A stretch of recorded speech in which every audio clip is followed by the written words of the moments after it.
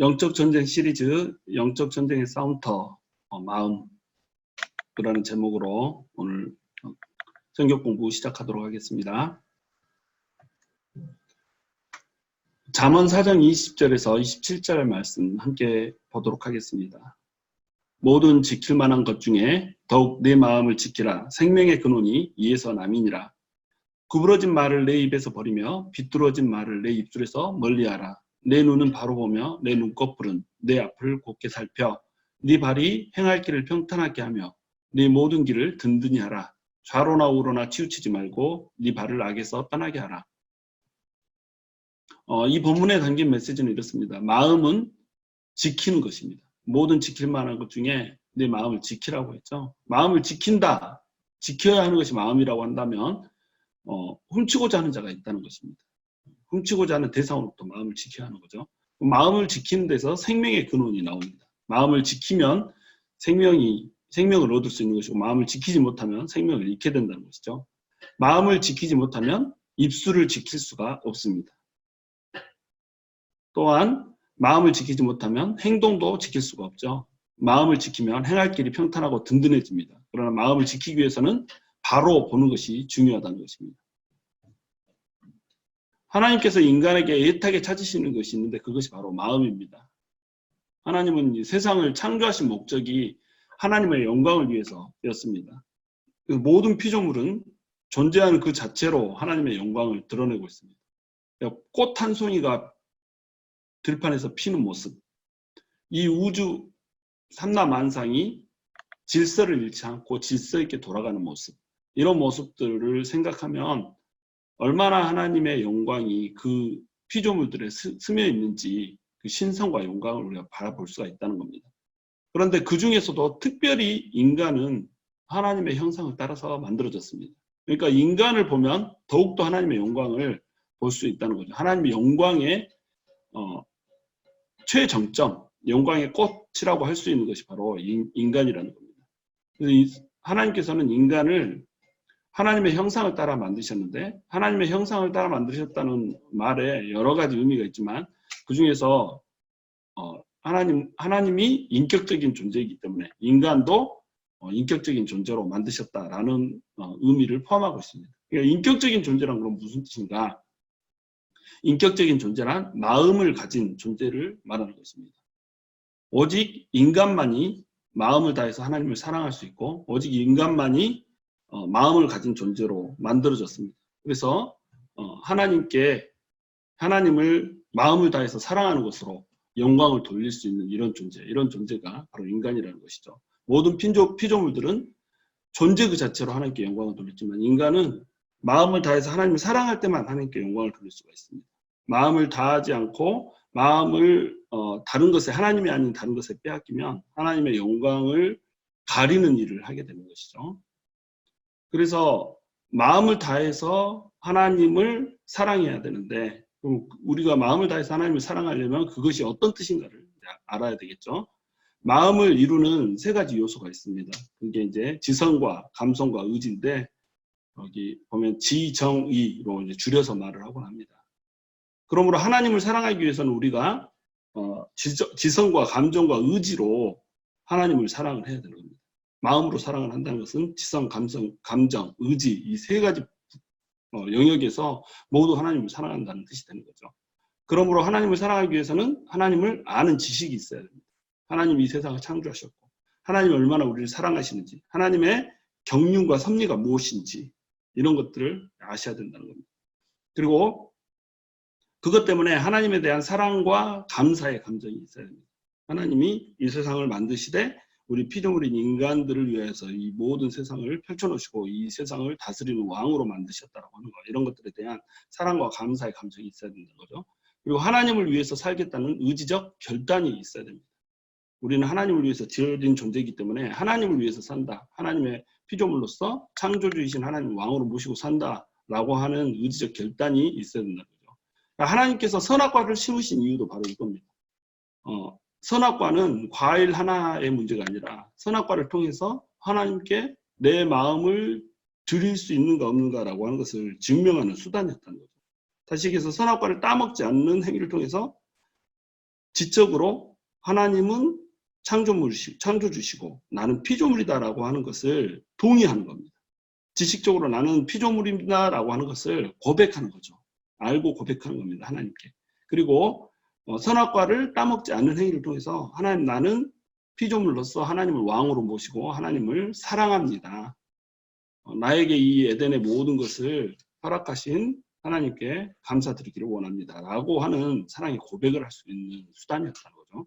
그리고 또한 내가 하나님을 왕으로 모시고 하나님을 범하지 않은 채 피조물로서 창조주를 섬기는 자로 창조주의 영광을 드러내는 자로 살겠습니다라고 하는 의지적 결단을 표현하는 길이 바로 선악과였다는 겁니다. 그래서 이제 마음으로 구원을 받고 생명에 우리가 이룰 수가 있는데 마음으로 믿어서 우리가 구원을 받는다라고 이렇게 얘기를 하잖아요. 그래서 마음으로 구원도 받는 것입니다. 그리고 생명에 이루는 것이죠. 로마서 10장 9절에 보면 내가 만일 내 입으로 예수를 주로 시인하며 또 하나님께서 그를 죽은 자 가운데서 살리신 것을 내 마음에 믿으면 구원을 받으리라 라고 말하고 있습니다. 마음으로 믿어야 구원을 받는 것이죠. 10장 10절에 보면 사람이 마음으로 믿어 의에 이르고 입으로 시인하여 구원에 이르니라 라고 말씀하고 계십니다. 사람은 마음으로 믿어야 의에 이르고 그 마음으로 믿은 것을 입술로 시인할 수 있어야 구원에 이른다라는 말입니다. 그럼 마음으로 믿는다는 것이 무슨 뜻인가? 이것도 이제 살펴봐야 되겠죠. 마음으로 믿는다라고 하는 것은 뭐냐면 마음을 가진 인격체가 인격 대 인격으로 예수님을 만나는 것입니다. 예수님도 마음을 가졌잖아요. 예수님도 지정의가 있고 우리 인간도 지정의가 있는데 예수님의 그 인격을 우리 인격이 딱 만나는 것, 이것을 이제 마음으로 믿는다라고 표현을 하는 것입니다. 이것은 이제 인격적 만남이라고 흔히들 이제 표현을 합니다. 인격적 만남이다 이 말은 예수님을 실제로 눈에 보는 것처럼 이렇게 만났다는 얘기가 아니고 예수님의 인격과 나의 인격이 영적으로 만났다는 것이죠. 그래서 마음을 이루는 세 가지 요소, 다시 지성, 감정, 의지로 예수님을 만났다는 뜻이 되는 것입니다. 그러므로 예수님을 마음으로 믿는다는 것의 의미를 세세하게 이제 따지자면 먼저는 지식적으로 예수님께서 우리의 죄를 위해서 십자가에서 죽어주시고 우리를 다시 살리기 위해서 부활해 주셨다라고 하는 것을 지식적으로 이제 동의를 하는 것입니다. 지식적으로 아는 것이죠. 그리고 감정적으로 그러하기 때문에 하나님께서 예수님을 보내주시고 은혜를 베풀어 주셔서 우리를 구원해 주신 것에 대한 구원의 감격과 그로 인한 기쁨이 넘쳐야 돼요. 그래서 그것 때문에 하나님을 사랑해야 되고 하나님을 사랑하기 때문에 하나님께서 사랑하는 다른 형제 자매들을 사랑할 수 있는 것, 이런 감정들이 감격과 기쁨과 사랑의 감정들이 우리 속에서 샘솟아 올라야 예수님을 감정적으로 만났다라고 얘기할 수 있는 거죠. 마지막으로 이제 의지적으로 예수님을 만나야 되는데 이것은 뭐냐면 하나님을 위해서 살겠다는 의지적 결단이 있어야 된다는 겁니다. 하나님께서 우리를 위해서 예수 그리스도 보내주셨고 예수님께서 우리를 위해서 십자가에서 죽어주셨기 때문에 우리의 삶은 우리 것이 아니고 이제 예수님을 위해서 사는 삶, 하나님의 나라를 위해서 사는 삶, 하나님의 영광을 위해서 사는 삶을 내가 살겠습니다라고 하는 의지적 결단까지 가야 이게 지정의로 예수님을 만났다라고 얘기할 수 있는 겁니다. 인격적으로 예수님을 만났다 이렇게 얘기할 수가 있는 것이죠. 그것이 마음으로 믿는다는 것의 의미입니다. 그래서 입으로 시인하여 구원에 이르니라 이렇게 표현을 했잖아요. 내 마음에 9절에서는 내 마음에 믿으면 구원을 받으리라 해놓고 10절에서는 입으로 시인하여 구원에 이르니라 이렇게 얘기했단 말이죠. 다시 얘기하면 입으로 시인한다라고 하는 것은 그 마음으로 믿은 것이 진짜인지 아닌지를 표현하는 수단이었습니다. 그 시대에는 지금 시대처럼 앵무새처럼 하나님 나 예수님 믿어요 이렇게 따라하는 정도의 신앙이 아니었다는 거죠. 옛날에는 이 당시에는 입술로 예수님을 믿는다는 것을 시인하는 것은 사실은 환난과 공고와 핍박과 기근과 적신과 위험과 칼을 감수해야 되는 생명까지도 내놓아야 되는 이런 정도의 일이었다는 겁니다. 아주 이렇게 굉장히 적극적인 믿음의 표현이었어요. 그러니까 입으로 시인한다 이 말은 뭐냐면 마음으로 믿은 그 믿음이 순수하고 또 절대적이었다는 겁니다. 그냥 쇼가 아니었다는 거죠. 진짜 믿음이었다는 거죠. 그런 믿음을 통해서 우리가 구원에 이룰 수 있다라고 하는 것입니다. 믿음은 순수해야 되고 진짜 인격적인 만남이어야 된다. 하나님께서는 이런 마음을 통해서 영광을 받으시기를 원하십니다. 그러다 보니까 이제 마귀가 원하는 건 뭐겠어요? 마귀가 원하는 것은 우리의 마음을 빼앗는 것입니다. 왜냐하면 마귀가 원하는 것은 하나님의 영광을 자기가 가로채는 거거든요. 마귀는 끊임없이 맨 처음부터 하나님의 영광을 가로채려고 했었고 자기가 하나님이 되려고 했었던 존재예요. 그러니까 그 이후에도 하나님의 영광을 자꾸 가르치려고 하는 것입니다. 숭배를 받아야 되는 대상, 경배의 대상이 하나님 한 분뿐임에도 불구하고 마귀는 자신이 경배의 대상이 되기를 원한다는 거예요. 그러니까 마음을 표현함으로써 마음으로 예수님, 아니 하나님을 사랑함으로써 하나님의 영광을 드러낼 수 있는데 그 마음을 가로채버리면 어떻게 되겠어요? 그러면 그 하나님께서 받아야 될 그 영광을 마귀가 받게 되는 그런 결과를 초래할 수 있다는 겁니다. 그래서 마귀가 하는 짓은 뭐냐면 하나님을 향한 마음을 갈갈이 찢어서 다른 곳으로 마음을 분산시켜버립니다. 여기 하트를 보시면 이 큰 하트로 그냥 한 하트로 하나님 앞에 사랑이 전체 다 드려져야 되는데 내 마음속에 사랑하는 것들이 너무 많은 거예요. 돈도 사랑하고 명예도 사랑하고 여자도 사랑하고 남자도 사랑하고 사랑하는 것이 너무 많은 거예요. 가방도 사랑하고 뭐 쇼핑도 사랑하고 드라마도 사랑하고 내가 하나님이 아닌 다른 것들을 하나님보다 더 사랑하는 그런 경우가 너무도 많다는 겁니다. 우리의 마음이 쪼개졌다는 거예요. 우리 사랑이 쪼개졌다는 거예요. 근데 하나님을 향한 이 마음을 갈갈이 찢어서 다른 것을 사랑할 수 있도록 마음을 분산시켜버립니다. 사랑을 분산시켜버리는 거죠. 이렇게 해서 하나님이 아닌 다른 것을 사랑하게 하도록 마음을 찢어버리는데 이 찢어진 마음, 이거는 누가 받냐면 마귀가 받는 것입니다. 왜 그러냐면 마귀가 도전했기 때문에 그래요. 마귀가 하나님 사랑하는 거 아니야. 하나님이 너한테 뭘 해줄 수 있어. 하나님은 너한테 요구하기만 하셔. 하나님 너에게 뭐 멍해를 주시는 분이야. 그러니까 너는 하나님을 사랑하지 말고 너를 진짜로 행복할 수 있게 만드는 것들을 사랑해야 돼. 돈을 사랑해야 되고 명예를 사랑해야 되고 부귀를 사랑해야 되고 권력을 사랑해야지 네가 힘을 쓰면 살지 행복하게 살지. 이런 식으로 마귀가 도전을 하는 거죠. 이 도전에 넘어가서 하나님을 향해서 가진 사랑을 분산시키는 것이기 때문에 패배자가 되는 거예요. 그러니까 이 마음은 누가 받냐면 분산된 마음은 마귀가 받는 것입니다. 그래서 하나님을 향해 드려야 하는 마음을 빼앗는 행위, 이 행위는 마귀가 하나님의 영광을 가로채기 위해서 하는 행위고 이 마귀의 유혹에 넘어가서 마음이 하나님이 아닌 다른 것으로 찢어지고 분산되면 하나님께 드려질 영광이 결국 마귀의 유익, 마귀가 원하는 대로 마귀를 섬기는 데 쓰여질 수밖에 없다라고 하는 것을 기억하셔야 된다는 겁니다. 그래서 결국 영적 전쟁이란 마음을 누구에게 빼앗기느냐의 싸움이에요. 마음 빼앗기 전쟁이라는 겁니다. 하나님이 마음을 빼앗아 가느냐 아니면 내 마음을 마귀의 유혹이 빼앗아 가느냐 여기에 따라서 영적 전쟁에서 내가 지고 이기는 것이 결정이 된다는 것입니다. 영적 전쟁에서 이긴다는 것은 뭐냐면 나의 온 마음이 하나님한테로 향한다는 거예요. 요거를 마귀가 계속 블락킹을 하는 겁니다. 그리고 그 마음을 찢어서 자기한테로 향하게 만드는 그 일을 마귀가 하는 것이죠. 그러니까 영적 전쟁에서 패하면 어떻게 되냐면 마귀한테로 마귀가 주는 세상의 달콤함, 세상의 논리 이런 것들에게 마음을 빼앗길 수밖에 없게 된다는 겁니다. 그래서 마귀의 공략 포인트는 어디냐면 바로 마음이라는 겁니다.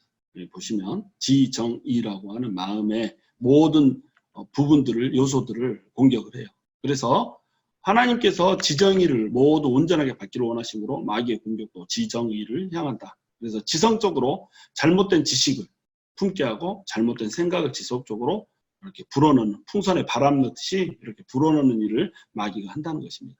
또 이렇게 옳은 팩트를 가지고 할지라도 그 팩트를 너무 집중하게 하고 사실 그 지식 때문에 하나님을 떠나게 만들고 하나님의 형제자매, 하나님께서 허락하신 형제자매들을 분열시키는 이런 일들을 하게 하면 이게 지성적으로 공격을 받고 있는 것이다 이렇게 보면 됩니다. 그리고 이제 감정적으로 미움, 시기, 질투, 원망, 불평, 두려움, 의심, 불안 이런 것들을 이제 야기시켜서 하나님을 떠나게 만들고 하나님으로부터 멀어지게 만들고 또 두려움의 대상이 하나님이 아니라 다른 어떤 불확실한 미래나 또는 영적인 존재들이나 이런 것들에 대해서 두려움을 갖게 만들고 또 하나님께서 사랑하라고 주변에 두신 사람들을 미워하고 잘되면 시기하고 이런 감정들을 품게 만드는 거, 이것이 마귀가 하는 짓이다. 그리고 이제 결론적으로 의지적으로 하나님을 향한 열정을 식게 만들고 게으르게 만드는 거죠. 하나님을 향해서 부지런히 일하고 하나님 나라를 위해서 뛰는 것이 아니라 자기 것에 열정을 갖게 하는 것, 자기가 사랑하는 것에 열정을 품게 하는 것, 다른 잡동사니 쓰레기들의 열정을 품게 하는 것, 이것이 이제 마귀가 공략하는 공략 포인트라는 겁니다. 그래서 마귀의 전략은 한마디로 이제 표현하자면 사실은 마음 강탈하기 이렇게 표현하면 됩니다. 마음을 강탈해서 하나님을 우리가 섬기지 못하도록 옳게 만나지 못하도록 이렇게 하는 것이죠. 그래서 지정의라고 하는 부분을 전면적으로 이제 공격을 하고 있고, 마음을 이제 빼앗기게 되면 지정의 어떤 부분에서건 마음이 찬탈이 되면 어떤 개인적인 결과를 내냐면 언어와 행동과 신념과 습관의 변화를 줍니다. 그리고 마음을 빼앗기면 사회적으로도 이제 결과를 이야기시키죠. 사회적 결과는 뭐냐면 종교, 문화, 사상, 철학에 이제 영향을 미치게 되는 거죠. 그래서 예를 들면 이제 마귀한테 마음을 빼앗기면 언어가 하나님이 원하시는 언어를 쓰지 않아요. 그러니까 지정이 마음을 하나님한테 빼앗기면 이 마음이 하나님을 닮아가요. 그런데 이 마음을 마귀가 주는 유혹에 빼앗기면 마음이 마귀를 닮아가요. 근데 언어는 뭐냐면 사람의 마음속에 있는 것을, 마음속에 가득한 것을 쏟아내는 것이 언어잖아요. 사람은 말을 할 때 그냥 말을 하는 것이 아니라 마음속에 꽉 찬 것을 얘기를 하거든요. 하나님의 마음이 꽉 차 있으면, 하나님을 사랑하고 하나님의 붙들린 마음으로 꽉 차 있으면 언어가 하나님이 사랑하는 언어를 쓰게 돼요. 하나님 좋아하는 언어, 하나님 기뻐하시는 언어를 쓰게 된다는 거죠. 근데 마귀를 사랑하면 마귀가 준 그런 유혹들의 세상적 가치에 마음을 빼앗겨버리면 언어 습관 자체가 달라진다는 겁니다. 그리고 행동도 달라져요. 그러니까 가치관이 행동을 낳잖아요. 어떤 가치관을 가지고 있는가가 행동을 낳아버려요. 행동을 지배하는 것이 마음이기 때문에 사람이 하나님의 사람처럼 행동하는 것이 아니라 믿었음에도 불구하고 마귀의 사람처럼 행동을 하게 된다는 것입니다. 그리고 이렇게 의지라고 하는 부분이 공략을 당해서 의지가 강력하게 이제 세상의 가치에 붙들리게 되면 우리한테는 잘못된 신념이 생기게 됩니다. 그리고 이제 언어, 행동 이런 모든 것들은 뭘로 이어지냐면 습관으로 이어지는 거예요. 언어 습관으로 이어지고 어떤 행동이 반복되면 행동 습관으로 이어지고 이렇게 된다는 겁니다. 그리고 이 습관이 이제 우리한테 고정되면 이것이 그 사람의 인격이 되는 겁니다. 우리가 어떤 언어를 쓰고 어떤 행동을 쓰고 어떤 습관을 가지고 있고 또 어떤 신념을 가지고 살아가고 있는가라고 하는 것이 그 사람의 인격이라는 거죠. 그러니까 우리가 하나님으로 가득 차면 하나님의 인격을 닮아서 갈라디아서 5장 22절 23절에 나온 말씀처럼 사랑과 희락과 화평과 오래 참음과 자비와 양성과 온유와 충성과 절제라고 하는 성령님의 인격을 드러내면서 살게 되지만, 그렇지 않고 마귀한테 마음을 빼앗겨버리면 우리 언어, 행동, 신념, 습관이 전부 다 마귀의 것이 되므로 우리 인격 자체가 마귀의 인격이 될 수밖에 없다는 것입니다. 그리고 이런 것들은 결과적으로 이제 개인적인 결과로 끝나는 것이 아니라 사회적인 결과를 이제 야기시켜요. 사람의 습관이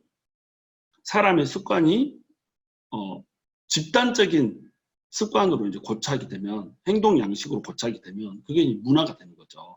어떤 사람들이 행동하는 방식, 언어를 쓰는 방식, 습관을 쓰는 방식이 한 집단이 동일한 방식으로 고착이 되면 그것이 이제 문화가 되는 것입니다. 그래서 사람들이 보편적으로 어디에 묶여 있냐에 따라서 그 문화가 어떤 문화인지가 결정이 되는 거예요. 그런데 세상 문화는 어떤 문화냐면 하나님을 배격하는 문화고 하나님을 믿지 않는 문화란 말이죠. 그러니까 결국 어떤 문화겠어요? 우상 숭배하는 문화고 마귀에게 끌려 있는 세상의 가치를 가진 그런 문화라는 거죠. 이 세상의 문화 속에는 어떤 것이 있냐면 하나님으로부터 가까워지게 하는 것이 아니라 오히려 하나님으로부터 멀어지게 하는 것들 투성이일 경우가 많다는 거죠. 그리고 또한 신념이 한 사람의 신념이 집단적인 어떤 사람들의 모여진 신념이 되면 그게 뭐가 되겠어요? 그게 사상이 되고 철학이 되는 것입니다. 그리고 사람들이 이제 어떤 가치를 두고 무엇을 숭배하면서 살 것인가 이것을 이제 영적으로 보면 하나님이 아닌 다른 것을 섬기는 어떤 종교들을 양산해내는 이런 문제가 생긴다는 것입니다. 그러니까 마음을 마귀한테 빼앗기면 결국 우리한테 하나님이 아닌 다른 종교, 그 다음에 다른 사상과 철학, 문화 이런 것들이 길들여지게 되고 만들어지게 되고 이런 것들은 사실은 마음을 마귀한테 빼앗긴 사회적 결과로서 나타나기 때문에 이 가치대로 따라서 살면 세상의 가치대로 따라서 살면 하나님으로부터 멀어질 수밖에 없고 하나님 없이 별개의 삶을 살 수밖에 없는 이런 형태로 우리가 살아갈 수밖에 없다는 거예요. 그래서 마귀의 공격은 전방위적이에요. 지정이 모든 것을 공격하고 언어, 행동, 신념, 습관들을 모두 공격합니다. 또 체계적이에요. 그 다음에 개별적이에요. 그러니까 한 개인을 공격하지만 또 전체적이에요. 모든 사회 전반을 통제하는 것이라는 거죠. 그래서 이렇게 입체적이고 다각적인 공격에 우리는 어떻게 맞서야 되는가 이런 것들에 대한 이제 답을 찾아보도록 하겠습니다. 그래서 이제 오늘은 이 많은 것들 중에 지정의, 언어, 행동, 신념, 습관, 종교, 문화, 사상, 철학 이 많은 것들 중에 특별히 이제 지성이라고 하는 부분에 대해서 이제 나눠볼까 합니다. 그래서 마귀의 1차적인 공격 포인트는 뭐냐면 생각을 집어넣는 겁니다. 우리 지성 속에 마귀의 생각을 불어넣는 것이죠. 요한복음 14장 2절에 보면 마귀가 벌써 시몬의 아들 가룟 유다의 마음에 예수를 팔려는 생각을 넣었더라라고 얘기를 하고 있습니다. 그러니까 마귀가 시몬의 아들 가룟 유다의 마음에 생각을 불어넣고 이 생각을 불어넣기 때문에 가룟 유다가 예수를 팔려는 생각을 하게 됐다 이겁니다. 그러니까 가룟 유다의 마음속에 생각을 불어넣어준 건 누구예요? 마귀라는 거예요. 그러니까 마귀는 어떤 개인의 어떤 사람의 마음속에 생각을 불어넣어줄 수 있다 이거죠. 그래서 유다는 그 지정의 중에 지성을 먼저 공격을 받았습니다. 이 씨앗은 누가 만들었냐면 유다 자신이 만들었어요. 유다의 지성 속에는 어떤 생각이 있었냐면 메시아가 왜 전쟁할 생각을 하지 않고 병자들이나 이렇게 고치고 있는가라고 하는 생각을 했다는 것입니다. 그러니까 유다는 메시아를 기다렸던 사람이에요. 유다가 기다렸던 메시아는 어떤 메시아였냐면 정치적인 메시아였습니다. 그래서 로마의 압제를 뚫고 로마의 압제로부터 이스라엘을 건져낼 뿐만 아니라 이 세계를 이스라엘이 지배하는 그 나라를 이루어줄 메시아를 기다렸던 것입니다. 그러니까 그 메시아는 뭘 해야 되냐면 전쟁의 영웅이었어야 됐어요. 그리고 이 전쟁을 통하여서 모든 세상을 정복하는 이런 사람이 있어야 됐다는 거죠. 그런데 그 메시아가 전쟁할 생각을 하지 않고 환자들과 좀 귀신을 쫓아내는 일들을 하고 있단 말이죠. 그러니까 가룟 유다의 마음에는 이제 불만이라고 하는 것이 생겨나기 시작했을 것입니다. 왜냐하면 자기의 가치와 맞지 않기 때문에. 그리고 유다는 예수님의 제자들이 전부 대부분의 갈릴리 사람들이었잖아요. 근데 유다만 이제 남유다 쪽 이제 사람이었단 말이죠. 그리고 예수님의 사역지도 대부분 이제 갈릴리를 중심으로 이루어지고 이러니까 유다의 마음속에는 왜 갈릴리 총것들에 이렇게 집착을 하시는가 예수님이 이런 생각들을 했을 거라는 겁니다. 그러니까 마귀의 지성 속에는 유다의 지성 속에는 마귀가 공략할 수 있는 틈새가 있었다는 거죠. 마귀는 절대로 우리 마음속에 생겨난 생각의 틈새를 놓치지 않습니다. 틈새를 공략하는 틈새 전략을 편다는 거죠. 그래서 유다에게 가룟 유다가 이제 예수를 팔려는 생각을 집어넣었죠. 그리고 유다는 그 생각을 받아들인 겁니다. 근데 유다는 오랫동안 약한 생각을 품었음을 알 수가 있어요. 마귀가 벌써 이미 시몬의 아들 가룟 유다에게 예수의 생각을, 예수를 팔 생각을 집어 넣었다는 거죠. 그러니까 이미 넣었다는 건 뭐예요? 그 파는 그 과정까지 회개할 시간이 있었다는 겁니다. 회개할 기회가 있었다는 거죠. 근데 그게 회개하지 않고 결국 예수님을 파는 그런 결정을 하게 된 겁니다. 그리고 마귀가 주는 생각을 이제 초반에 잘라내지 않고 받아들이기 시작하면 어떤 일이 생기냐면 사탄에게 장악되어버리고 맙니다. 요한복음 13장 26절 27절을 보면 예수께서 대답하실 때 내가 떡 한 족을 적셔다 주는 자가 그니라 하시고 곧 한 조각을 적셔서 가룟 시몬의 아들 유다에게 주시니 조각을 받은 곧 사탄이 그 속에 들어간지라. 유다는 예수님을 팔고 싶어하는 생각, 이 생각을 사탄이 집어넣어 줄 때 그 생각을 즉시 쳐냈어야 됐어요. 그리고 대적했어야 됐다는 거죠. 그런데 쳐내지 못하고 그 생각을 받아들입니다. 생각이 우리 마음속에 들어오면 그 생각은 그냥 툭 떨어져 나가는 것이 아니고 붕붕 떠다는 것이 아니고 완전한 딱 고착이 돼버려요. 그래서 둥지를 만들어버립니다. 또아리를 틀어버려요.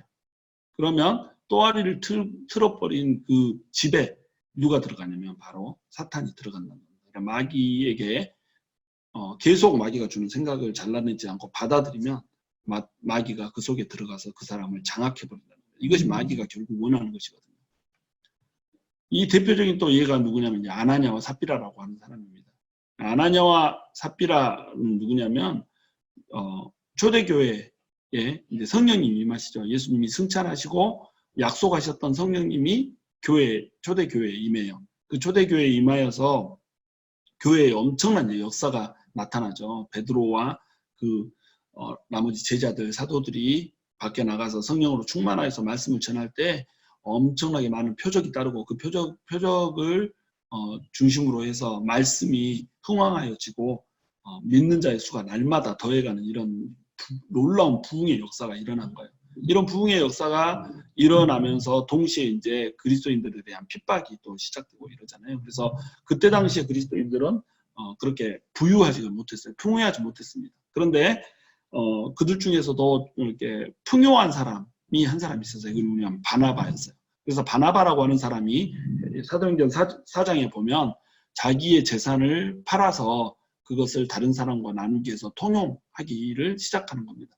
그러다 보니까 이제 바나바에 대한 칭송이 높았겠잖아요. 그래서 아나니아와 삽비라는 이제 두 부부였는데 부부가 바나바가 하는 그 일이 너무 멋져 보였던 거예요. 그래서 자기도 이제 땅을 판 겁니다. 근데 땅을 팔고 나서 보니까 이게 좀 아까운 거예요. 그래서 다 바치지를 않고 그 중에 얼마를 이제 감추었던 겁니다. 그것을 베드로가 이제 알아채버리죠. 베드로가 알아챈 건 이제 하나님께서 성령님께서 알게 해주신 거죠. 성령님의 은사 중에 이제 지식의 말씀의 은사라고 하는 것이 있는데 어떤 일어나는 일에 대해서 하나님께서 알게 해주시는 그런 은사로 이제 딱 알아채버린 겁니다. 상황을 판단을 한 거죠.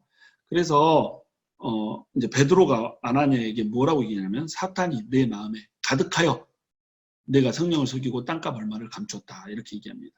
땅값 얼마를 감추는 것이 돈 몇 푼의 문제가 아니라 성령님을 속이는 문제였다는 거죠. 그리고 그 성령님을 속이는 이유가 뭐였냐면 사탄이 마음속에 가득하였기 때문이다 이렇게 설명을 하고 있는 겁니다. 그런데 그 4절에 보면 어떻게 말하냐면 이 일을 어찌하여 내 마음에 두었느냐 어찌하여 이 일을 내 마음에 두었느냐라고 얘기해요. 마음속에 잘못된 동기를 품은 겁니다. 마음속에 사탄이 주는 생각을 둔 거예요. 그러니까 이것이 계속 증폭되어서 결국에는 어떻게 되냐면 사탄이 마음속에 가득 차게 돼버린 겁니다. 처음에 생각이 들었을 때 이걸 쳐내야 되는데 쳐내지 못한 거죠. 그래서 좋아 보이는 일도 잘못된 동기와 잘못된 방법으로 하면 잘못된 결과를 가져온다. 여기 좋아 보이는 일이라고 표현을 했잖아요. 여러분 재산을 팔아서 통용하려고 이렇게 내놓은 일, 이거는 분명히 좋아 보이는 일이에요. 근데 동기가 잘못되고 방법이 잘못되면 이거는 좋은 일이 아니에요. 좋아 보이는 일인데 좋은 일이 아니라는 겁니다. 우리가 이제 헌금을 하는데 이 헌금을 하는 것이 어떤 사람에게 잘 보이기 위해서 나를 드러내기 위해서 헌금을 하는 거면 이것은 좋은 일이 아니라 많은 돈을 썼다고 할지라도 그저 좋아 보이는 일일 뿐이라는 거예요. 우리가 어떤 가난한 사람을 돕기 위해서 도네이션을 했는데 이것이 사람을 사랑하는 마음으로 또는 하나님을 사랑하는 마음으로 하는 것이 아니라 자기를 드러내기 위해서 하는 것이라고 한다면, 어떤 정치적인 목적을 가지고 하는 것이라고 한다면 이거는 좋아 보이지만 좋은 일이 아니라는 거죠. 잘못된 동기, 하나님은 동기를 보시고 우리의 마음의 중심을 보신다는 거예요. 그 사람이 얼마를 썼는가를 보는 것이 아니라 왜 썼는가를 보신다는 겁니다. 그러니까 잘못된 동기와 잘못된 방법으로 하면 잘못된 결과를 초래할 수밖에 없다는 것입니다. 생각에는 세 가지 원천이 있어요. 우리 생각은 그냥 생기는 것이 아니고 세 가지 원천을 가지고 있습니다. 첫 번째는 뭐냐면 자기 자신이에요. 하나님께서 인간을 창조하실 때 하나님의 형상대로 지으셨잖아요. 하나님은 지정의를 가지고 계시는, 마음을 가지고 계시고 인격을 가지신 존재이시기 때문에 하나님의 형상을 닮은 인간도 지정의를 가진 존재라는 겁니다. 그래서 인간은 지정의, 다시 얘기해서 지성을 가진 존재라는 겁니다. 그래서 스스로 생각이 가능한 존재, 이런 존재가 바로 인간이에요. 그래서 인간의 생각은 자기 자신의 생각일 경우가 많습니다. 그러나 이 인간 마음속에 하나님께서, 다른 영적인 존재인 하나님께서 생각을 넣어주실 때도 있어요. 그래서 우리가 하나님의 인도하심을 구하고 또 그분의 음성을 들으려고 노력하고 지식과 말씀의 은사를 강구할 때 하나님께서는 우리 마음을 통해서, 우리의 생각을 통해서 말씀을 하신다는 겁니다. 그런데 또 영적인 세력이 또 하나가 또 있죠. 그게 이제 마귀입니다. 그 마귀는 우리에게 악한 생각을 불어넣는 거예요. 그러니까 우리가 가진 생각은 우리가 스스로 생각하는 생각이 있고 하나님이 주시는 생각이 있고 마귀가 주는 생각이 있다. 이것을 이제 분별할 수 있어야 된다는 겁니다. 그러면 어떤 것이 마귀가 주는 생각들인가? 마귀가 주는 생각들의 예를 보면 첫 번째, 비판적인 생각을 줄 수가 있습니다. 동역자나 형제에 대해서 자꾸 비판적인 생각을 하게 하는 거예요. 이 비판적인 생각은 사실은 오해일 때도 많지만 사실일 때도 많아요. 동역자가 부족하고 형제가 부족해서 이렇게 비판적인 생각을 할 때가 많다는 겁니다. 그러나 이 비판적인 생각은 그것이 사실이라고 할지라도 옳지 않다는 거예요. 왜냐하면 하나님께서는 우리 동역자나 우리 형제들을 부족한 모습 그대로 사랑하시기 때문에 그래요. 그렇기 때문에 있는 모습 그대로 동역자나 형제들을 받아들일 수 있어야 된다는 것입니다. 그런데 우리가 동역자나 형제에 대해서 비판적인 생각을 갖게 되면 신뢰와 관계를 무너뜨리게 된다는 것입니다. 그 사람에 대한 믿음이 사라지고 그 사람과의 관계가 무너져 버린다는 거예요. 이것을 파괴하는 것이 뭐냐면 마귀가 주는 생각이라는 겁니다. 그래서 마귀를 뭐라고 부르냐면 요한복음 8장 44절에서는 거짓의 아비라고 부릅니다. 거짓말을 조장해내는 거짓의 근원이라는 뜻이죠. 그리고 요한계시록 12장 10절에 보면 형제들을 참소하는 자라는 거예요. 형제들을 마귀는 계속 참소합니다. 이건 우리가 하나님한테만 마귀가 형제들을 참소한다고 이렇게 생각을 하는데 사실은 형제들을 참소하는 일을 누구한테도 하냐면 우리한테도 끊임없이 한다는 거예요. 저 형제는 쟤 좀 봐, 쟤는 이렇잖아, 뭐가 부족하잖아, 영적으로 딸리잖아, 믿음이 없잖아, 또 하는 일이 스타일이 맞지가 않잖아, 저것은 믿음의 행위가 아니잖아, 성경적이지 않잖아, 이런 식으로 계속 참소를 한다는 거예요. 왜 저 모양 저 꼴이야, 이런 식으로 참소를 한다는 겁니다. 그러면 우리는 그 마귀의 참소에 넘어가서 형제 자매들을 미워하고 또 비판하고 판단하고 정죄하면서 형제 자매 사이의 신뢰와 관계가 확 무너져 버린다는 거죠. 그러나 이것이 사실은 그 형제 자매가 부족해서 참소를 받는다고 할지라도 거짓이라는 거예요. 왜 그러냐면 그럼에도 불구하고 사랑해야 될 대상, 이것이 진리이기 때문에 그래요. 우리 형제 자매들은 사랑의 대상이지 믿음의 대상이 아니에요. 믿음의 대상은 오직 하나님밖에 없어요. 온전하신 분은 하나님밖에 없다는 거죠. 하나님만이 믿음의 대상이고 삼위일체 하나님, 성령님, 예수님만이 믿음의 대상이지 우리 인간은 믿음의 대상이 아니에요. 인간은 사랑의 대상이라는 겁니다. 사랑의 대상인데 자꾸 믿음의 대상으로 보게 만들면서 이제 참소를 하게 만드는 거죠. 그러니까 이제 거짓의 압이라는 거예요. 그리고 그래서 배우자에 대해서, 리더에 대해서, 동료에 대해서, 심지어는 하나님에 대해서 비판적인 생각이 들기 위해서 관계를 무너뜨리는 것, 파괴하는 것, 이것이 마귀가 주는 생각이다. 두 번째 이제 두려운 생각입니다. 인간은 하나님의 형상을 가지고 있어요. 그러니까 인간은 창조적이에요. 하나님이 창조주시잖아요. 창조주이신 하나님을 닮다 보니까 인간도 창조적이에요. 창조적인데 창조적이다 보니까 인간은 상상의 나래를 펴거든요. 머릿속으로 많은 것들을 창조해낸다는 겁니다. 이 하나님께서 주신 창조성 때문에 나오는 상상력을 마귀는 공격을 하는 거예요. 그래서 아직 일어나지 않을 일에 대해서, 일어나지 않았고 앞으로 일어나지도 않을 일에 대해서 상상을 하면서 두려워하게 만들어요. 두려움을 조장하는 거죠. 이 대표적인 예가 이제 플러그가 빠진 이제 냉동창고 안에서 얼어 죽은 한 영국 선원의 이야기예요. 이게 영국 그 선원 한 명이 뱃속에서 이렇게 일을 하다가 냉동창고 안에 들어갔는데 냉동창고 안에 문이 닫혀버린 겁니다. 근데 냉동창고는 여러분도 아시다시피 밖에서는 문을 열 수 있는데 안에서는 문을 열 수 없게 돼 있거든요. 그래서 이 사람이 이제 그 속에서 갇혀가지고 이제 두려움에 떨게 되는 거죠. 그래서 그 사람이 그 안에서 이제 글을 남깁니다. 자기의 상태의 변화들을 이제 글을 남기게 되는 거죠. 뭐라고 남기냐면, 몸이 추워지기 시작한다. 몸이 얼어오기 시작한다. 드디어 몸에 아무런 감각이 없다. 춥다는 것도 느낄 수가 없다. 이런 식의 글들을 쭉 시간에 따라서 남기다가 결국은 죽어버립니다. 그리고 나서 이제 사람들이 냉동창고를 열었을 때는 시신이 그 안에 있었던 거죠. 근데 거기에 써진 내용들을 보면서 사람들이 깜짝 놀랄 수밖에 없었어요. 왜 그러냐면 냉동창고는 전원 플러그가 빠져있는 상태였던 겁니다. 전원 플러그가 빠져 있었기 때문에 온도를 측정해 보니까 19도씨 정도였고 섭씨 19도였고 환풍도 잘 되는 이런 상태이기 때문에 죽을 만한 상황이 아니었다는 거죠. 쾌적한 환경이었다는 거죠. 살짝 이렇게 추운 가을 날씨 정도. 이 정도였는데 그 사람은 그 속에서 마음의 상상력 때문에 얼어서 죽어버린 이런 겁니다. 우리 상상력은 사실은 두려움을 조장하기 위해서 있는 것이 아니고 믿음을 위해서 사용되어져야 되는 거죠. 히브리서 11장 1절에 보면 믿음은 바라는 것들의 실상이요 보이지 않는 것들의 증거니 이런 식으로 나와 있습니다.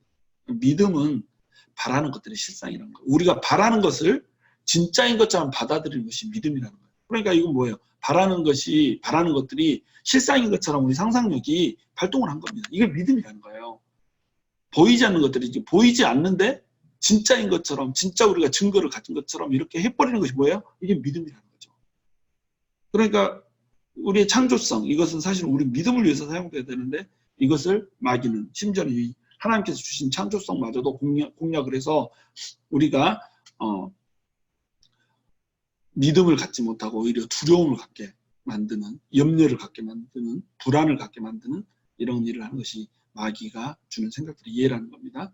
그리고 그 외에도 이제 더러운 생각을 주고, 끔찍한 생각을 주고, 음란한 생각을 주고, 섭섭한 생각을 주고, 죽이고 싶은 생각, 심지어는 이제 결국 죽고 싶은 생각까지 주는 것, 이것이 마귀가 주는 생각들의 이해들입니다.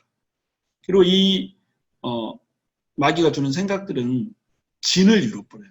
견고한 진을 이룬다는 겁니다. 어떤 요새처럼 파괴되지 않고 사람을 올가매는 견고한 진이 되어서 사람을 괴롭히는 이런 진을 만들어버립니다. 고린도후서 10장 4절에서 5절에 보면 우리의 싸우는 무기는 육신에 속한 것이 아니요 오직 어떤 견고한 진도 무너뜨리는 하나님의 능력이라. 모든 이론을 무너뜨리며 하나님 아는 것을 대적하여 높아진 것을 다 무너뜨리고 모든 생각을 사로잡아 그리스도에게 복종하게 하니, 이렇게 나와 있죠. 여기서 이제 견고한 진, 우리는 이제 견고한 진을 얘기할 때 진화론, 공산주의 사상, 이단 사상 이런 것들을 견고한 진으로 오해하고 있는, 맞습니다. 그런 것들을 견고한 진 맞는데 원래 이 본문에서 말씀하시는 견고한 진은 뭐냐면 잘못된 생각을 의미하는 거예요. 다시 얘기해서 불신, 낙담, 두려움, 부정적인 생각 이런 것들이 견고한 진을 이룬다는 것입니다. 근데 이 견고한 진은 하나님의 능력이 무너뜨린다는 거예요. 하나님의 능력은 모든 이론을, 생각들이 굳어진 게 이론이라고 그랬잖아요. 이 생각들이 집단적으로 굳어진 게 이론이라고 하는데 이것이 하나님의 능력이 모든 이론도 무너뜨리고 또 하나님을 아는 것을 대적하여 높아진 것도 무너뜨리고 모든 생각도 사로잡아서 예수님께 복종하게 한다 이거죠. 그래서 하나님의 능력이 견고한 진을 무너뜨린다. 생각의 진을 무너뜨린다 이겁니다. 이 견고한 진은 이제 대표적인 예들로 열등감이나 죄책감이나 거절감 이런 것을 들 수가 있는데 너는 가치가 없는 존재야. 이런 식으로 계속 잘못된 생각을 불어넣어준 거죠. 그런데 우리는 무가치한 존재가 아니거든요. 하나님께서는 우리를 이 세상에서 가장 가치 있고 존귀한 존재로 창조를 하셨고 천하보다도 더 귀한 존재라고 우리를 불러주신단 말이죠. 그리고 하나님께서 우리를 너는 내 아들이라 라고 불러주신단 말이죠. 근데 우리가 어떻게 무가치해요? 무가치한 존재를 위해서 어떻게 예수님께서 하나님의 아들이신 예수님께서 십자가에 못 박혀서 대신 죽어줄 수가 있냐는 것이죠. 우리는 전혀 무가치한 존재가 아닌데도 가치가 없는 존재일 것처럼 돈이 조금 없기 때문에 뭐 어떤 지식이 좀 없기 때문에 또는 어떤 힘을 갖지 못했기 때문에 어떤 능력이 좀 없기 때문에 열등감을 갖게 이렇게 만든다는 거죠. 우리는 그런 것들이 조금 없어도 하나님의 형상을 가졌다는 거 하나로 하나님께서 예수님을 통해서 우리를 구원하시려고 했다라고 하는 것 그 자체로 그냥 존귀한 거예요. 우리의 존귀성은 우리가 뭘 가졌냐에 의해서 결정되는 게 아니에요. 하나님이 우리를 어떻게 여겨주냐에 따라서 어떤 존재로 우리를 만드셨는가에 따라서 그리고 어떤 존재로 우리를 높여주셨는가에 따라서 우리 자존감이 결정되는 거지 우리가 가진 능력, 우리가 가진 소유에 의해서 결정되는 것이 아니라는 겁니다. 그런데 견고한 진을 이루는 생각의 진은 우리를 이런 곳에 열등감이라고 하는 진 속에 가둬버린다는 것이죠. 그 다음에 너는 말씀도 안 읽고 기도도 안 하잖아. 그러니까 하나님이 널 싫어할 거야. 절대 거짓말입니다. 이것은 말씀 안 읽고 기도도 안 하고 이래도 하나님은 그 모습 그대로 우리 사랑하세요. 예수님을 보내주셔서 인간들을 구원할 때 인간들이 말씀 읽고 기도해서 구원해 주신 거 아니잖아요.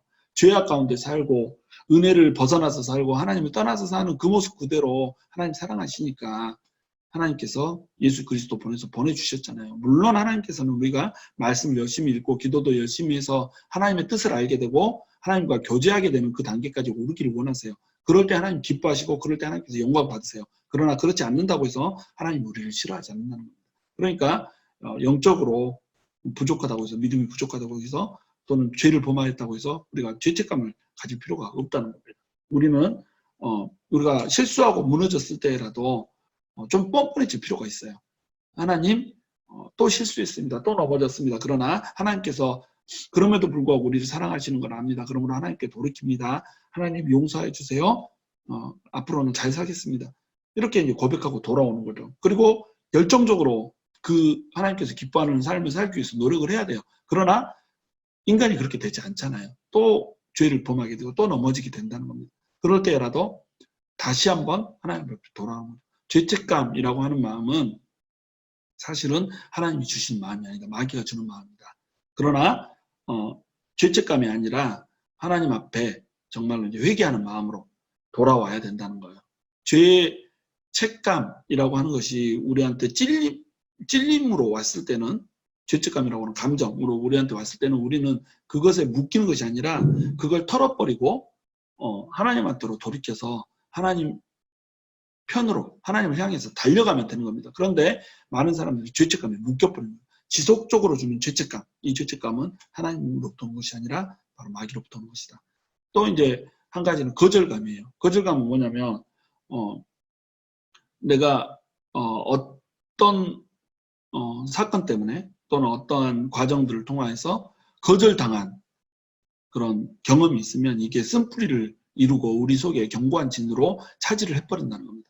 그래서 예를 들어서 부모님이 어린 시절에 나를 떼어놓고 일하러 갔어야 되는 상황이어서 이모한테 맡겼어야 됐다. 이런 상황이 되면 이제 거절감이 생기는 거예요. 또는 이제 버림받았다거나 부모님으로부터 예를 들어서 버림받았다거나 또는 크게 이제 어떤 사람한테 거부를 당했다거나 이런 식의 과정들을 충격으로 이제 당하게 되면 또는 반복해서 당하게 되면 이것이 견고한 진으로 또 쓴뿌리로 우리 안에 진을 치게 된다는 것입니다. 그러면 이제 애착장애를 가져와요.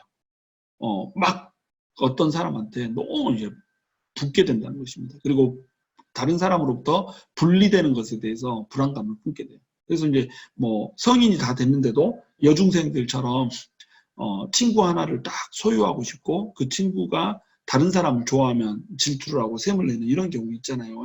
이런 경우는 이제 거절감의 쓴뿌리를 가지고 있는 경우가 많다는 겁니다. 그래서 어떤 한 사람이 다른 사람을 두루두루 이제 사귀고 교제를 해야 되는데 그 사람은 나만을 좋아해야 되고 나만 바라봐야 되고 다른 사람하고 이제 친하게 지내고 뭐 수다를 떠는 모습, 이런 모습을 보면 시험이 들고 이런 식의 결과를 가져오게 된다는 거예요. 거절감의 쓴뿌리 때문에.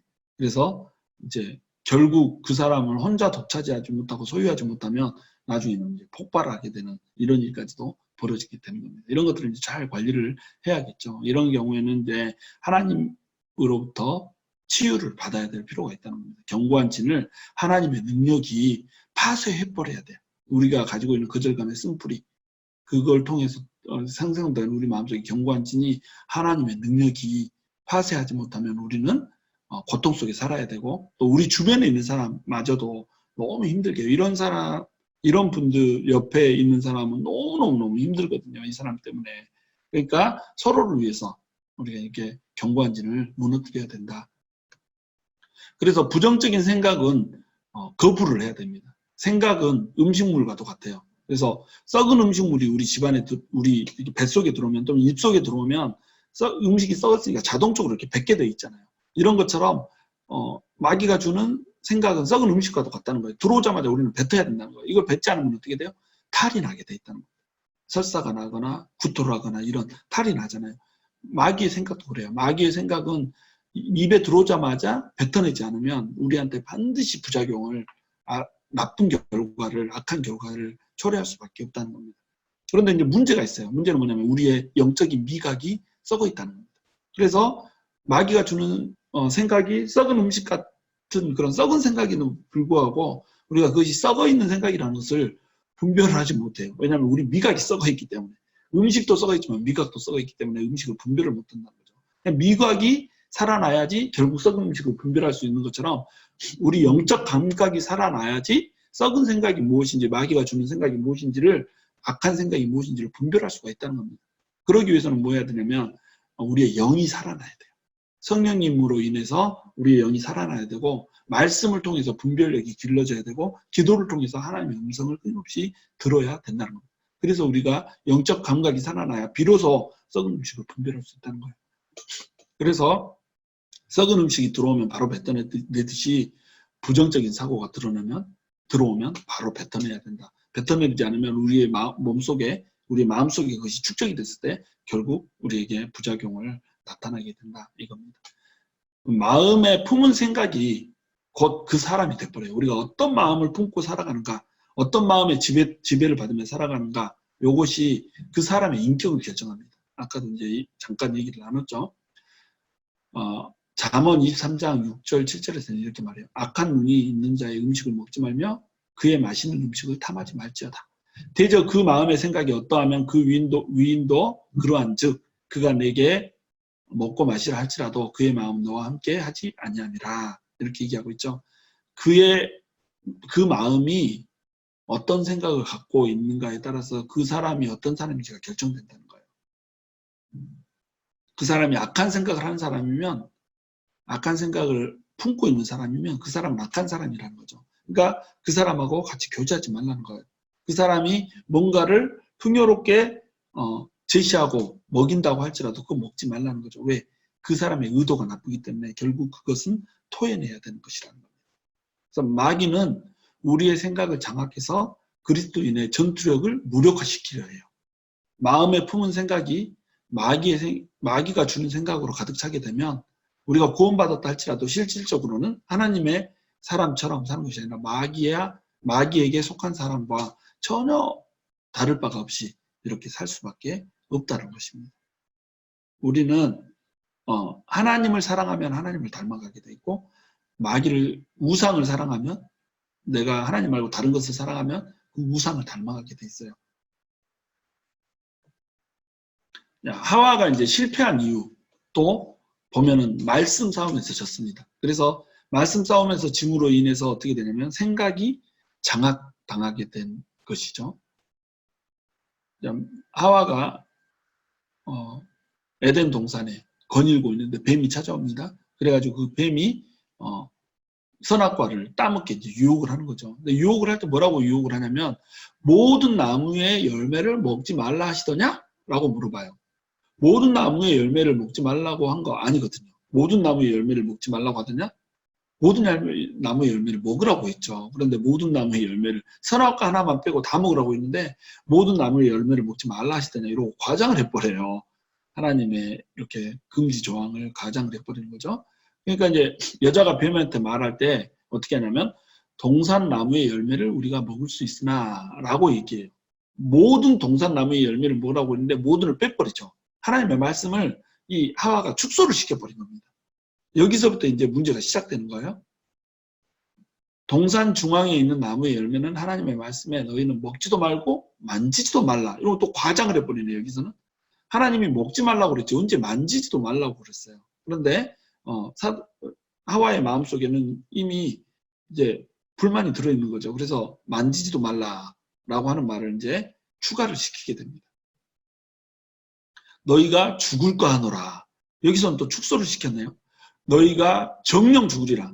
먹으면 결코 죽을 것이, 결단코 죽을 것이다. 반드시 죽을 것이다. 이렇게 말했는데 죽을까 하노라 라고 말씀을 이제 축소를 시켜버려요.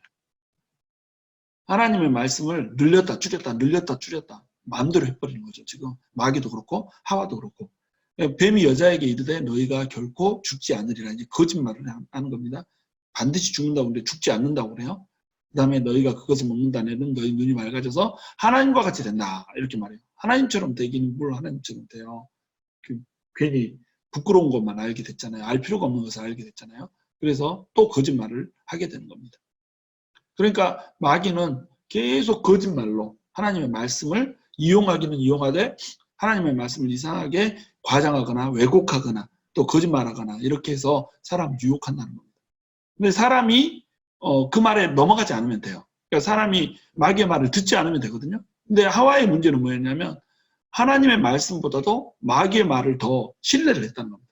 마귀가 하나님은 반드시 죽는다고 했는데 죽지 않으리라고 하는 마귀의 말을 더 믿어버린 거죠. 그리고 하나님은 정령 죽으리라 했는데 마귀는 하나님처럼 된다고 얘기를 하거든요. 그 말을 들어버리는 거예요. 그 말을 듣게 된 그 생각이 들어오게 된 이유는 뭐냐면 하나님의 말씀을 하와가 과장하거나 축소하거나 자기 마음대로 늘렸다 뺐다 해버린 거예요. 말씀을 무시한 거죠. 그러니까 이제 결국 생각을 장악당해서 그 과일을 따먹게 돼서 낙원에서 쫓겨나는 엄청난 결과를 이루게 되는 겁니다. 그래서 이 싸움에서 마귀가 썼던 무기는 뭐냐면 거짓말과 유혹이에요. 요한복음 8장 44절에 보면 너희는 너희 아비 마귀에게서 났으니 너희 아비의 욕심대로 너희도 행하고자 하느니라.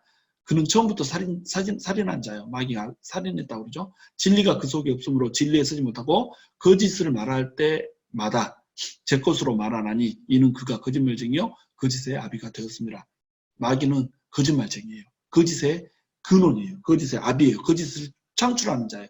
진리에 서 있지 않아요. 그리고 살인한 자고 인간을 죽이는 쪽으로 인간을 죽음으로 몰고 가는 자. 이 자가 누구냐면 마귀라는 겁니다. 마귀가 썼던 무기는 거짓말과 유혹이죠. 이 동일한 실험을 예수님한테도 하죠. 근데 예수님께서는 이 시험에 넘어가지 않아요. 그리고 승리를 하십니다. 예수님께서 승리하셨던 이유는 뭐냐면 마귀의 말을 듣지 않았어요. 마귀가 그러니까 말을 걸어오면 그것을 그냥 콧방귀를 꼈던 겁니다. 그래서 마귀의 유혹과 속임수에 넘어가지 않았다는 것. 또는 그리고 말씀을 축소하거나 과정하거나 왜곡하지도 않고 말씀 그대로를 사용해서 마귀한테 대적을 했습니다. 그래서 하나님의 말씀으로 마귀를 대적했던 것입니다. 그래서 승리하신 이유는 결국 생각을 지키고 말씀의 검으로 대적한 것이었어요. 에베소서 6장 17절을 보면 구원의 투구와 성령의 검, 곧 하나님의 말씀을 가지라 이렇게 말씀하고 있어요. 구원의 투구는 뭐냐면 방어 무기예요. 우리 생각에 계속 나쁜 생각을 집어넣어 주잖아요. 하나님을 거역할 생각을 계속 집어넣는단 말이죠. 이걸 지키려면 어떻게 해요? 마귀가 주는 생각이 침투하지 못하게 구원의 투구를 써야 된다는 겁니다.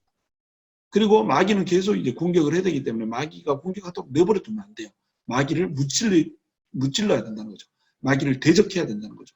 그러기 위해서는 공격해서 무찔러야 되죠. 그때 쓰는 무기가 뭐냐면 성령의 검이라는 거예요. 이 성령의 검은 곧 하나님의 말씀이라는 거예요. 예수님은 하나님의 말씀을 가지신 분으로서 쫓아냈다는 거죠. 근데 하와는 하나님의 말씀을 버렸어요. 이제 구원의 투구도 없었어요. 계속 말을 들었던 겁니다. 집어넣어주는 생각을 생각대로 받아들였던 거예요. 무방비하게. 그리고 마귀를 쫓아냈어야 되는데 그 쫓아내는 검이 뭐냐면 바로 하나님의 말씀이라는 겁니다. 근데 하나님의 말씀을 자기 마음대로 늘리고 줄이고 해버렸잖아요. 다시기서 말씀의 검을, 성령의 검을 버려버린 거예요. 그러니까 마귀의 밥이 돼버린 거죠. 그래서 승리의 비결은 결국 뭐냐면 대적하는 겁니다. 마태복음 4장 10절에 보면 이에 예수께서 말씀하시되 사탄아 물러가라 기록되었을 때 주 너의 하나님께 경배하고 다만 그를 섬기라 하였느니라. 정확히 말씀으로 대적을 하죠. 그러니까 이에 마귀는 예수를 떠나고 천사들이 나와서 수종드니라 이렇게 나와 있습니다. 마귀는 사탄아 물러가라. 예수님께서 명하실 때 떠나갈 수밖에 없는 존재였다는 거예요. 마귀는 떠나갑니다. 마귀가 떠나고 나니까 이제 천사들이 와서 수종을 들더라는 거죠. 우리도 역시 마귀를 대적해야 됩니다. 우리가 대적할 힘은 없죠. 그러니까 마귀를 대적할 힘을 가지신 예수님의 힘을 빌려서 예수님의 그 권능으로 우리에게 허락하신 권능으로 우리도 명령해야 된다는 거예요. 예수 그리스도 이름으로 사탄아 물러가라. 더러운 생각을 줄 때마다 악한 생각을 줄 때마다 불안감과 열등의식과 죄책감과 또 거절감을 줄 때마다 우리는 어떻게 해야 돼요? 더러운 마귀야 예수 이름으로 명하노니 사탄아 물러가라. 이렇게 명령할 수 있어야 된다는 겁니다. 그러면 그 마귀는 떠나가고 천사들이 나와서 우리를 수종들게 된다는 것입니다. 이 권능은 우리에게도 허락된 권능이에요. 예수님의 권능은 우리 믿는 모든 자들에게 허락된 권능입니다. 마가복음 16장 17절에 보면 믿는 자들에게는 이러한 표적이 따르느니 곧 그들이 내 이름으로 귀신을 쫓아내며 라고 말하고 있어요. 예수님의 이름으로 귀신을 쫓아내는 것, 이것이 믿는 자들에게 표적으로 따르게 된다는 겁니다. 어떤 믿는 자가 아니고 잘 믿는 자가 아니고 믿는 자들에게 다 따르는 표적이라는 거예요. 그러니까 이렇게 하면 된다는 거예요. 자, 오늘 말씀 요약합니다. 영적 전쟁의 첫 번째 접전지는 우리 마음 중에서도 우리의 생각이다. 마귀는 우리 안에 계속 마귀의 생각을 불어넣는다. 마귀의 생각을 신속히 우리가 쳐내지 않으면 마귀가 우리를 장악하게 됩니다. 그래서 마귀는 잘못된 생각의 씨앗을 품은 사람을 더욱 더 쉽게 공략할 수 있어요. 우리 생각에는 우리 스스로 하는 생각과 하나님이 주시는 생각과 마귀가 주는 생각이 있다고 그랬죠. 우리 스스로 품은 생각이 부정적인 생각의 씨앗을 품게 되면 그 틈새를 마귀가 타고 들어와서 우리를 더욱더 쉽게 공략할 수 있게 된다는 겁니다. 마귀를 대적하기 위해서는 그러므로 먼저 마귀가 주는 생각을 분별하고 뿌리칠 수가 있어야 돼요. 마귀가 주는 생각을 방어할 무기, 이건 이제 구원의 투구. 우리는 구원의 투구를 쓰고 마귀가 주는 생각을 지속적으로 막아내야 됩니다. 그리고 악한 생각을 주는 마귀를 대적할 공격 무기도 있어요. 그 무기는 뭐냐면 바로 성령의 검, 하나님의 말씀이에요. 그러면 우리는 말씀으로 마귀를 대적해야 되는 것입니다. 우리는 우리의 지성을 하나님의 생각과 말씀으로 꽉 채워야 돼요. 우리의 생각이 세상의 가치와 세상의 생각으로 차 있으면 이 세상의 가치와 세상의 생각은 결국 마귀가 만들어낸 거잖아요. 이 세상의 가치는 마귀가 만들어낸 거예요. 그러니까 세상의 가치대로, 세상의 문화대로, 세상의 판단 기준대로 판단을 하다 보면 결국 마귀에 불어넣어주는 생각들을 우리가 살 수밖에 없다는 거죠. 그러니까 예수를 믿는 순간부터 우리는 세상의 가치가 아닌 하나님의 생각과 하나님의 말씀, 하나님의 가치로 우리 속을 채워내지 않으면 결국 우리가 하는 모든 생각은 마귀가 주는 생각이라는 겁니다. 그럴 수밖에 없는 거예요. 왜냐하면 하나님을 떠나서 만들어진 것이 세상의 문화와 세상의 사상과 세상의 철학과 세상의 종교이기 때문에 그래요. 그렇기 때문에 적극적으로 우리가 하나님의 생각과 말씀을 우리 속에 채워내지 않으면 기본적인 우리 마음속에 있는 가치관, 생각, 이것들은 전부 세상에 속한 것이고 이 세상은 마귀에게 속한 것이기 때문에 마귀의 가치, 마귀의 생각대로 우리가 판단하고 생각할 수밖에 없다. 그러면 하나님께 영광을 드릴 수도 없고 하나님의 기쁨이 될 수도 없다 이겁니다. 그리고 이제 말씀으로 하나님의 가치로 우리 속에 꽉 차져 있으면 말씀대로 선포하고 마귀를 대적해야 된다는 거예요. 마귀를 대적하면 마귀는 우리에게서 피할 수밖에 없어요. 왜냐하면 하나님께서 우리에게 예수 그리스도가 가진 그 권능을, 왕 대신 권능을, 왕권을 우리에게 허락하셨기 때문입니다. 그래서 하나님의 능력으로, 하나님이 허락하신 권능으로 우리가 원수 마귀의 모든 생각들, 괴계들을 또 견고한 진을, 생각의 견고한 진을 물리치면서 파쇄하면서 이렇게 살아갈 수 있는 영적 전사들이 될 수 있기를 주님의 이름으로 축원합니다. 감사합니다.